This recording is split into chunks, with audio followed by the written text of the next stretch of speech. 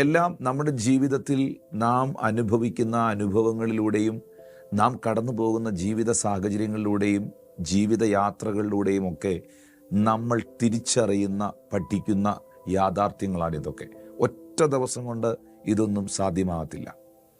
എന്നാൽ വിശുദ്ധ ബൈബിളിൽ തിരുവെഴുത്തുകൾക്കകത്ത് യേശു കർത്താവിൻ്റെ ആറ്റിറ്റ്യൂഡിനെ ഒന്ന് നോക്കിയാൽ ചില കാര്യങ്ങൾ നമുക്ക് അഡോപ്റ്റ് ചെയ്യുവാൻ, നമുക്ക് ഏറ്റെടുക്കുവാൻ കഴിയും.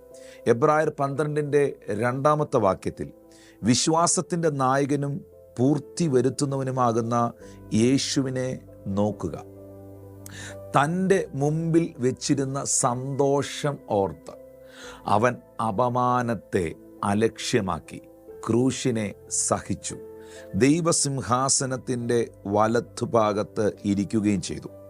3 വാക്യത്തിൽ തിരുവെഴുത്ത് പറയുന്നു, നിങ്ങളുടെ ഉള്ളിൽ ക്ഷീണിച്ച് മടുക്കാതിരിപ്പാൻ പാപികളാൽ തനിക്ക് നേരിട്ട ഇങ്ങനെയുള്ള വിരോധം സഹിച്ചവനെ ധ്യാനിച്ചുകൊള്ളി. ഇവിടെ എബ്രായർ 12:2 എഴുതിയിരിക്കുന്നു, എന്തിലേക്ക് നോക്കണം?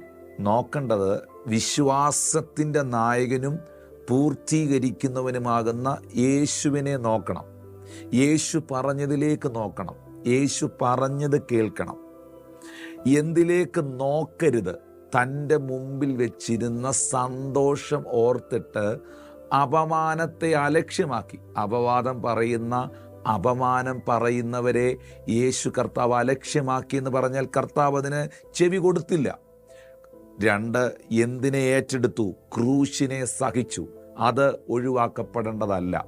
ക്രിസ്തീയ ജീവിതത്തിൽ നാം ജീവിക്കുമ്പോൾ ഓരോ നിമിഷവും ഞാനും നിങ്ങളും മുൻപോട്ട് പോകുമ്പോൾ നമ്മൾ ശ്രദ്ധിക്കേണ്ടതുണ്ട്, ശ്രദ്ധിക്കേണ്ടാത്തതുണ്ട്. നമുക്ക് ആവശ്യമുള്ളതുണ്ട്, നമുക്ക് അത്യാവശ്യമുള്ളതുണ്ട്, നമുക്ക് ആവശ്യമില്ലാത്തതുണ്ട്.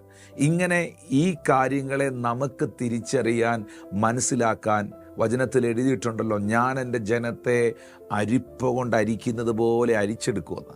അങ്ങനെ ഒന്ന് അരിച്ചെടുത്താൽ നമുക്ക് ആവശ്യമുള്ളത് മാത്രമേ നാം സ്വീകരിക്കത്തുള്ളൂ. അതുകൊണ്ട് യേശുവിനെ നിങ്ങൾ നോക്കിയാൽ ക്രൂശിനെ സഹിച്ചു. അത് സഹിക്കേണ്ടതാണ്. ആ സഹനം ആവശ്യമാണ്. ആ സഹനം ലക്ഷ്യത്തിലേക്ക് നയിക്കപ്പെടുന്ന ഒന്നാണ്. ആ സഹനം മാനവകുലത്തിനു വേണ്ടി പിതാവായ ദൈവത്താൽ അനുവദിക്കപ്പെട്ടതാണ്. ദൈവത്താൽ അനുവദിക്കപ്പെട്ട ക്രൂശിനെ സഹിച്ചു, അപമാനത്തെ അലക്ഷ്യമാക്കി. എന്നിട്ട് 3 വാക്യത്തിൽ എഴുതിയിട്ടുണ്ട്, നിങ്ങളുടെ ഉള്ളിൽ ക്ഷീണിച്ച് മടുക്കാതിരിക്കാൻ. ചിലപ്പോൾ ക്ഷീണങ്ങൾ വരാം, മടുപ്പുകൾ തോന്നാം. ഇങ്ങനെ ക്ഷീണിച്ച് മടുത്തു പോകാതിരിക്കുവാൻ പാപികളാൽ തനിക്ക് നേരിട്ട ഇങ്ങനെയുള്ള വിരോധം സഹിച്ചവനെ നിങ്ങൾ ധ്യാനിച്ചുകൊള്ളുവീൻ. ഇത് കേവലം ഒരു വാക്യമായി മാത്രം കാണരുത്. യേശു ക്രിസ്തുവിൻ്റെ ആ 33.5 വർഷത്തെ ജീവിതമാണ് ആ ഒരൊറ്റ വാക്യത്തിനകത്ത് ഒരു വലിയ വെളിപ്പാടായി പൗലോസ് വ്യക്തമാക്കിയിരിക്കുന്നത്. കാരണം യോഹന്നാന്റെ സുവിശേഷം 9 അധ്യായം 1 വാക്യത്തിൽ എഴുതിയിട്ടുണ്ട്, അവൻ കടന്നു പോകുമ്പോൾ പിറവിയിലെ കുരുടനായ മനുഷ്യനെ കണ്ടു. ഒറ്റ വാക്യം, യേശു കടന്നു പോകുമ്പോൾ പിറവിയിലെ കുരുടനായ മനുഷ്യനെ കണ്ടു. അത് യോഹന്നാൻ 9:1 എഴുതിയിരിക്കുന്നത്. എന്നാൽ യേശു ക്രിസ്തു എന്തിലൂടെ കടന്നുപോയി, ഏത് സാഹചര്യത്തിലൂടെ കടന്നുപോയി, ഏത് അവസ്ഥയിലൂടെ കടന്നുപോയി, ആരുടെ ഇടയിലൂടെ കടന്നുപോയി എന്നുള്ളത് മനസ്സിലാക്കുന്നത് യോഹന്നാൻ സുവിശേഷം 8 അധ്യായത്തിലാണ്. യോഹന്നാൻ 8:13 നിന്റെ സാക്ഷ്യം നേരല്ല, നീ സാക്ഷ്യമില്ലാത്തവനാണ്, നീ സത്യസന്ധതയില്ലാത്തവനാണ് എന്ന് പറഞ്ഞ ഒരു വിഭാഗം ആളുകളുടെ ഇടയിലൂടെ യേശു കടന്നുപോയി. യോഹന്നാൻ 8:41 നിന്റെ പിതാവ് ആരാണ്, നീ വ്യഭിചാരപുത്രനല്ലേ എന്ന് തെറ്റിദ്ധരിക്കപ്പെട്ട് സംസാരിക്കുന്ന ഒരു തലമുറയുടെ നടുവിലൂടെ യേശു കർത്താവ് കടന്നുപോയി. യോഹന്നാൻ 8:48 നീ ഒരു ശമര്യനാണ്, നിനക്ക് ഭൂതമുണ്ട് എന്ന് പറഞ്ഞ ഒരു കൂട്ടം ആളുകളുടെ ഇടയിലൂടെ യേശു കർത്താവ് തൻ്റെ ശുശ്രൂഷയും തൻ്റെ അഭിഷേകത്തെയും വിമർശിച്ചവരുടെ ഇടയിലൂടെ കടന്നുപോയി. യോഹന്നാൻ 8:49 യേശുവിന് പറയേണ്ടി വന്നു, നിങ്ങൾ എന്നെ അപമാനിക്കുന്നു. കർത്താവിനെ അതിശക്തമായി തെരുവോരങ്ങളിൽ അപമാനിച്ച ഒരു സമൂഹത്തിൻ്റെ നടുവിലൂടെ യേശു കർത്താവ് കടന്നുപോയി. യോഹന്നാൻ 8:52 അതേ സമൂഹം പറയുന്നുണ്ട്, നിനക്ക് ഭൂതമുണ്ട് എന്ന് ഇപ്പോൾ ഞങ്ങൾക്ക് മനസ്സിലായി എന്ന് പറഞ്ഞാൽ നേരത്തെ ഞങ്ങൾക്ക് അങ്ങനൊരു സംശയമേ ഉണ്ടായിരുന്നുള്ളൂ, ഇപ്പോൾ ഞങ്ങൾ ഉറപ്പിച്ചിരിക്കുന്നു നിനക്ക് ഭൂതമുണ്ട് എന്ന്. ഇത് യേശു കർത്താവിനെ അവർ ആക്രമിച്ചതായ, യേശു കർത്താവിനെ അവർ പുച്ഛിച്ചതായ, പരിഹസിച്ചതായ സാഹചര്യമാണ് യോഹന്നാൻ 8:52 കാണുന്നത്. എന്നാൽ യോഹന്നാൻ 8:57 വാക്യത്തിൽ നിങ്ങൾ വരുമ്പോൾ ആ സമൂഹം തന്നെ ചോദിക്കുന്നുണ്ട്, നിനക്ക് 50 വയസ്സായിട്ടില്ല, നീ അബ്രഹാമിനെ കണ്ടിട്ടുണ്ടോ? അബ്രഹാമിനെ കണ്ടിട്ടില്ലാത്ത, 50 വയസ്സ് പോലും ആയിട്ടില്ലാത്ത, പ്രായവും പക്വതയും ഇല്ലാത്ത സംസാരം നീ സംസാരിക്കരുത്.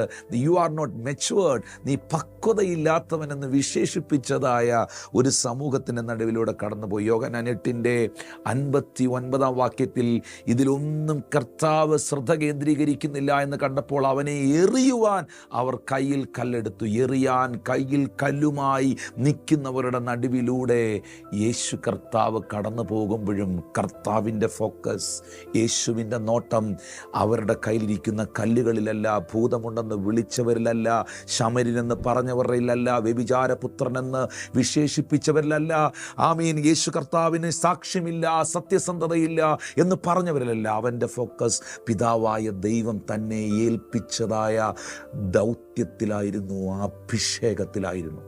ആ ദൗത്യത്തിൽ നിന്ന്, ആ അഭിഷേകത്തിൽ നിന്ന് തെല്ലും വ്യതിചലിക്കാതെ ആ ദൗത്യ നിർവഹണത്തിനായി ചുവടുകൾ വയ്ക്കുന്ന, അന്ധന് കാഴ്ച കൊടുക്കുന്ന, ചെകിടൻ്റെ ചെവിയെ കേൾപ്പിക്കുന്ന, ഈ സാഹചര്യത്തിൻ്റെ മധ്യയിൽ ഊമരെ സംസാരിപ്പിക്കുന്ന എൻ്റെ കർത്താവ് എത്ര മഹത്വമുള്ളവനാണ്, അവൻ എത്ര സർവശക്തനാണ് പ്രിയപ്പെട്ടവരെ.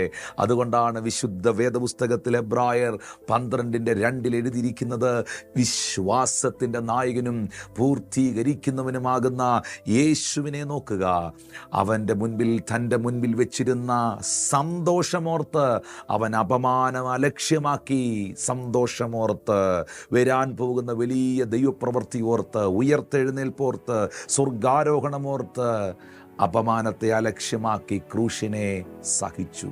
നിങ്ങളുടെ ഉള്ളിൽ ക്ഷീണിച്ച് മടുക്കാതിരിപ്പാൻ പാപികളാൽ തനിക്ക് നേരിട്ട ഇങ്ങനെയുള്ള വിരോധം സഹിച്ചവനെ നിങ്ങൾ ധ്യാനിച്ചുകൊള്ളുവീൻ. പ്രിയപ്പെട്ടവരെ, നിങ്ങളുടെ കാതുകൾ, നിങ്ങളുടെ കണ്ണുകൾ, നിങ്ങളുടെ ചിന്തകൾ, നിങ്ങളുടെ ജീവിതം ദൈവത്തിന് പ്രസാദമുള്ളതായിരിക്കട്ടെ. യേശു കർത്താവിനെ ധ്യാനിച്ചുകൊണ്ട്, കർത്താവിൻ്റെ പൊന്മുഖത്തേക്ക് നോക്കിക്കൊണ്ട്, വിശ്വാസത്തിൻ്റെ നായകനും പൂർത്തീകരിക്കുന്നവനുമാകുന്ന ക്രിസ്തുവിൻ്റെ മടങ്ങിവരവിനെ, മേഘപ്രത്യക്ഷതയെ നോക്കി പാർത്തുകൊണ്ട് മുൻപോട്ട് പോകുവാൻ പരിശുദ്ധാത്മാവ് നിങ്ങൾക്ക് കൃപ ചെയ്യും.